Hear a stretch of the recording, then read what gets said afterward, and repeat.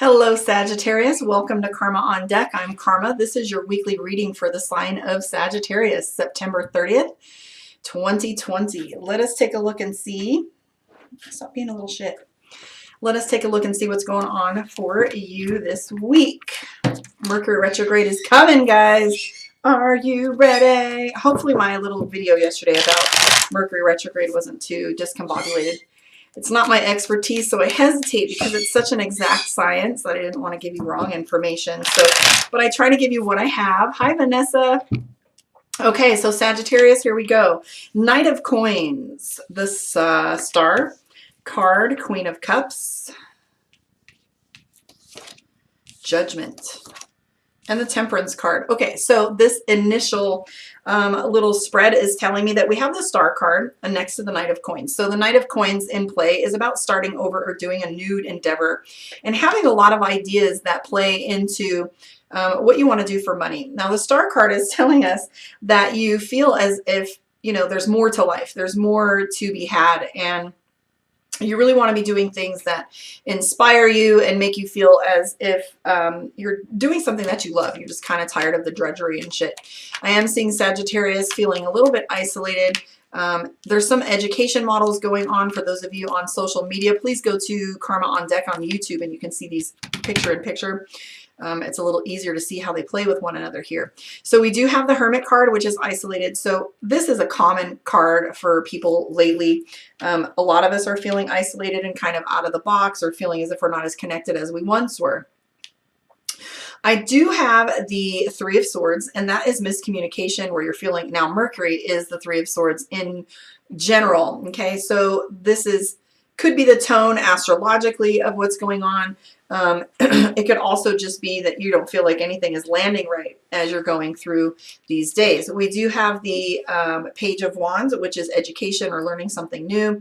I'm seeing there's a lot of pressure for you. So with the Judgment card in play, you're either being hard on yourself or hard on others, or you're feeling as if there's a lot of deadlines and pressure that's going on. You're also doing a lot of self-reflection. Self-reflection being, you know, we have the Star card, which is looking for external signs and symbols and confirmations that we're on the right path. Now, the trick to this is I used to think, you know, that we were supposed to just blindly look for signs, and these big painted messages would be, look, you know, on a blimp coming across the heavens and let us know, marry me. Oh, there's my sign. I'm supposed to go get married, right?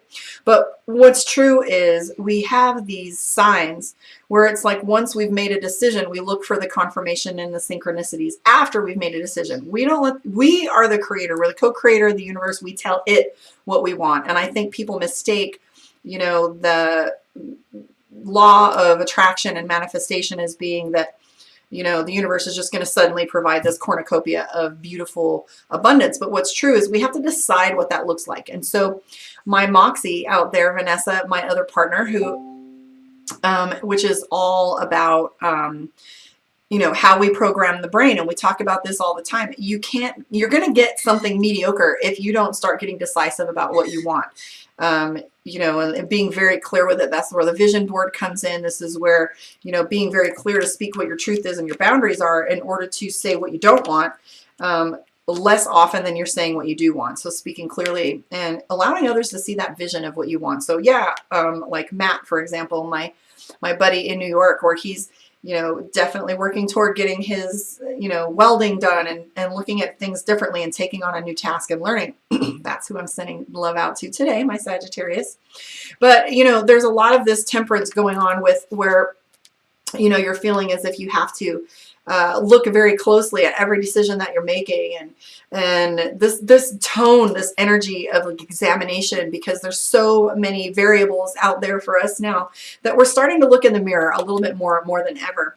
And we have this card here, which is our introflexion, right? And we have the abundance coming and going and this balance that's going on in our life. And so in between this and the Star card, you have, you know, where am I in alignment? Also, what am I doing to create what I want? And so you're really looking at yourself. I want to tell you, though, that there is caution in finding balance within the Temperance card. There's absolutely nothing wrong with looking at yourself as the responsible party. However, The temperance card can also be that hammer, right? The world has a tendency to be much more critical on us, and then therefore we are more critical on ourselves, and we constantly have this litany that's going on in our head that's like, I should this and I should that, I shouldn't this, I shouldn't that. And you know, it takes practice to shut those voices off and just be in acceptance. But I do see that Sagittarius has not only deadlines, but so this is deadlines, pressure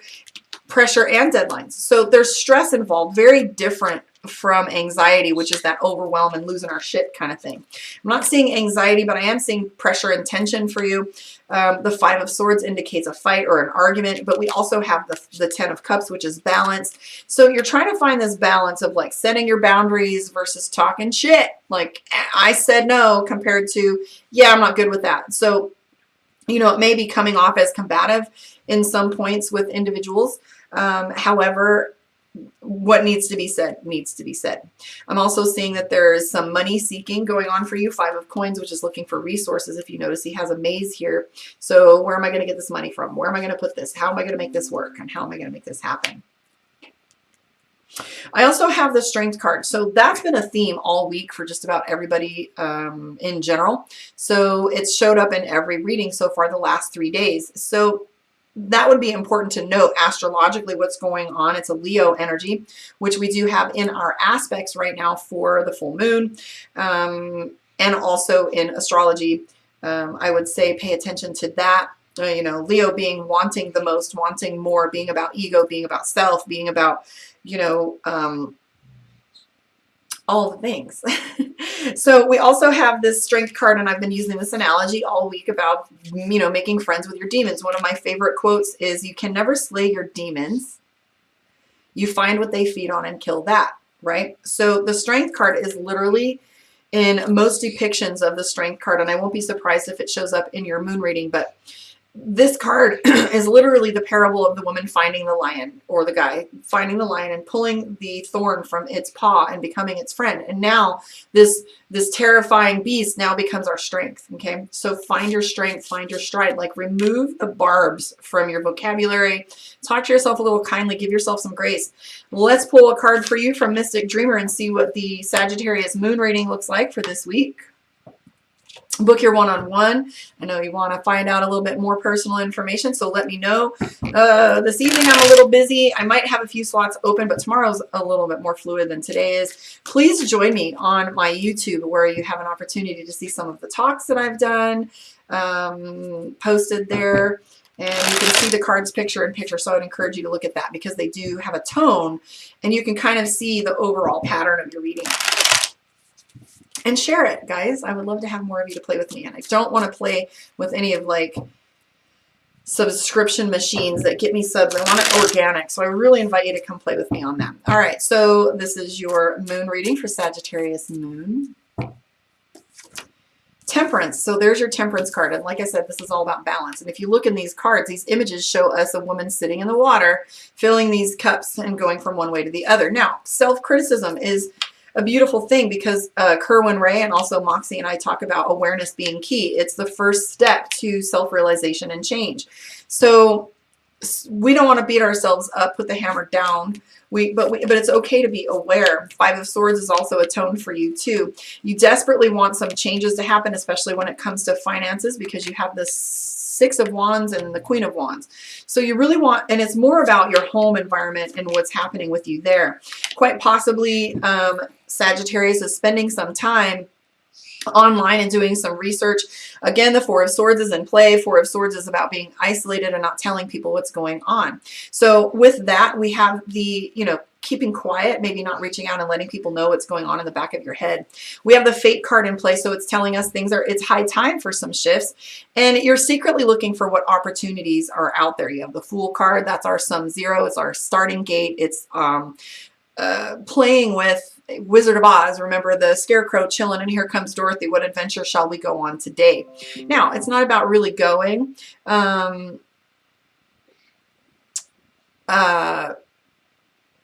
Sorry, people text me while I'm doing this. It's so distracting. So anyways, we have the Four of Swords, which is our, you know, lack of communication and wanting to hide ourselves from exposure of what we're thinking and feeling.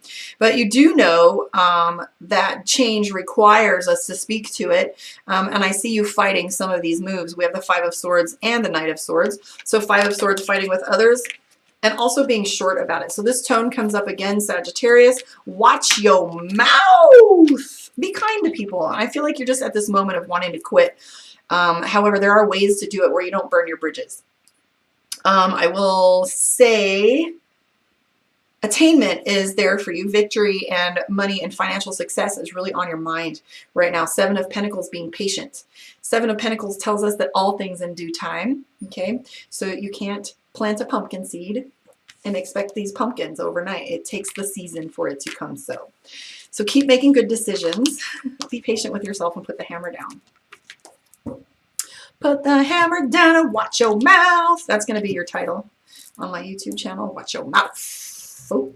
Let's pull your card from Mystic Dreamer. I'm sorry, Divination of the Ancients, and see what your card is for the week. Interpretation. Wow, that's a good one. So this one says palmistry. So palmistry is all about having, you know, perception is projection, like how you perceive things to be and how you interpret things. Now, in coaching, we call this reframing. So reframing is vital to how you perceive events. I was just listening to Acute Tabava yesterday, really blow my mind, where he talks about 10 things I've learned in 10 years and 10,000 charts. And he talked about how the most important lesson that he learned was that karma is absolutely and divinely personal. Like someone else's hell, you know, somebody who loves to be on a farm, for example, would go nuts in a city. So I'm just using some very bland examples here, but with interpretation being the way you reframe and rewrite how you view your life. So he was saying how karma is deeply personal and individual, and it can be so grossly, wildly different between individuals that not to judge one person's path over another. Like somebody's curse may be their abundance and limitation and burden, where to some of us abundance is a lack of it. So he talks about interpretation and how the best way to reframe your karma is to look at it as a beautiful lesson on your guide and your channel to ascension, and how, you know, like come what may, I'm going to survive this. Come what may, I will thrive. Come what may, this is all for my greater good. So interpretation and reframing. So I like to use words. For example, if someone asks me, you know, let's say I had a killer day when I was in the field in an ambulance, 12 hours a day, 120-degree weather in Vegas can be a shit show. It's exhausting. So at the end of the day, I can go home and run around and say, I'm exhausted. Or I can say, yeah, good job. I worked hard today. I'm ready for sleep. It's time to relax. So instead of saying, I'm tired, which your I ams you will own, pay attention to your I ams for just one day. Watch your mouth when it comes to how you talk to yourself too, because the kinder you talk to yourself, the kinder you'll expect others to treat you as well. I want to thank you for hanging out with me. I'll come back, and on the flip side, we will be doing Capricorn. So thank you for hanging out with me, and I'll see you guys in a bit.